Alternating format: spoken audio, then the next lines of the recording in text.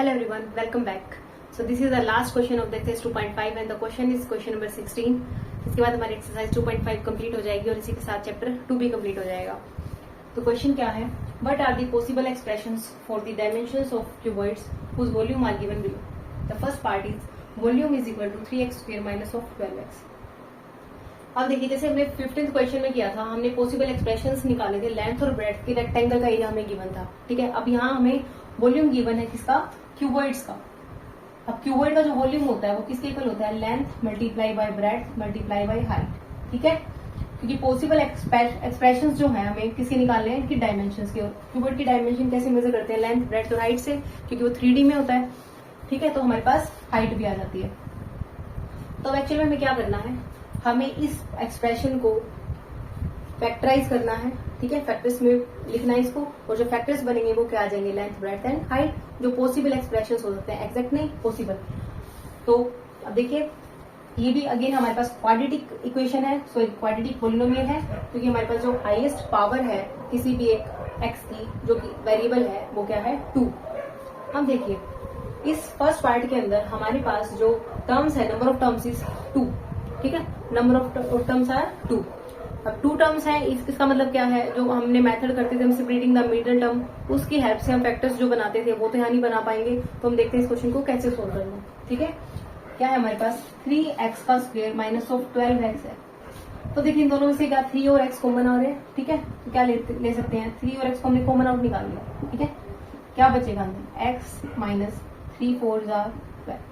ठीक है, अब देखिए 1 2 3 फैक्टर्स आ गए ना, तो इसको हम क्या लिख सकते हैं? 3 multiply by x multiply by x minus 4.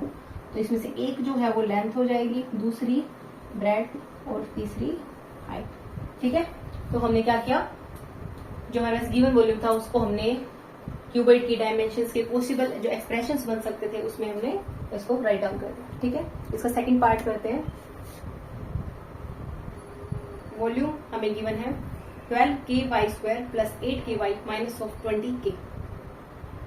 अब देखिए यहाँ हमें हमारे पास 3 टर्म्स हैं, तो हम मिडिल टर्म को स्प्लिट करके इस क्वेश्चन को सोल्व कर सकते हैं. बट आप ध्यान दीजिए 12 8 एंड 20 k तीनों टर्म्स जो हैं उनमें से हमारे पास k भी कॉमन आउट आ रहा है और 4 भी कॉमन आ रहा है, क्योंकि जो तीनों हैं ये 4 के फैक्टर्स हैं. तो ऐसा करने से क्या होगा?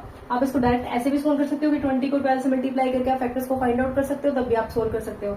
बट वो थोड़ा सा लेंथी हो जाएगा क्योंकि आपके पास कैलकुलेशन इंक्रीज हो जाएंगी. तो हम क्या करते हैं, एक बार कुछ जो पार्ट कॉमन आ रहा है आप उसको कॉमन ले लेते हैं. ठीक है, तो देखिए इसको हम क्या ले सकते हैं? 12 8 और 20 में से हम 4 को कॉमन ले सकते हैं, और k तीनों में ही आ रहा है तो 4k को कॉमन ले सकते हैं. तो हमारे पास अंदर क्या बचेगा? 4 3 12, k will be common out. तो हमारे पास अंदर क्या बचेगा? 3 of y square plus 2 times of y minus of 5 times of only 5. ठीक है, k बाहर आ गया हमारे पास. तो क्या बचा? 3y स्क्वायर प्लस का 2y माइनस का 5. अब इसे देखिए ये एक्सप्रेशन कितना छोटा हो गया. ठीक है, अब इसको सोल्व करना ज्यादा आसान है बजाय कि इस एक्सप्रेशन के. अब ये क्वाड्रेटिक इक्वेशन हमारे पास क्वाड्रेटिक पॉलिनोमियल है, तो क्वाड्रेटिक पॉलिनोमियल को कैसे हम फैक्टर्स में ब्रेक कर सकते हैं? By splitting the middle term. Middle term को स्प्लिट करने के लिए देखिए 3 इंटू 5 क्या आ गया हमारे पास? 15. इसको फैक्टर्स निकालोगे तो 3 और 5 आ जाएगा हमारे पास. और 3 और 5 देखिए प्लस 2 आना चाहिए. प्लस 2 कैसे आ सकता है? 3 नेगेटिव का हो तो प्लस 2 आ सकता है. और देखिए 3 5 15 नेगेटिव आना चाहिए, और ये नेगेटिव आ जाएगा. 3 को माइनस 3 करेंगे, माइनस 3 को 5 से मल्टीप्लाई करेंगे तो माइनस ऑफ 15 आ जाएगा. ठीक है, और इनको अगर ऐड करेंगे तो हमारे पास क्या आ जाएगा? प्लस का 2. तो हमें क्या लेना है? y. तो हम यहाँ y ले सकते हैं. ठीक है, तो इसको क्या लिखेंगे? 4 टाइम्स ऑफ k 3y का square minus of 3y plus of 5y minus of 5. ठीक है, which is equal to 4 times of k. इन दोनों में से क्या कॉमन आ रहा है? 3y. ये हम दूसरी ब्रैकेट यूज कर लेते हैं.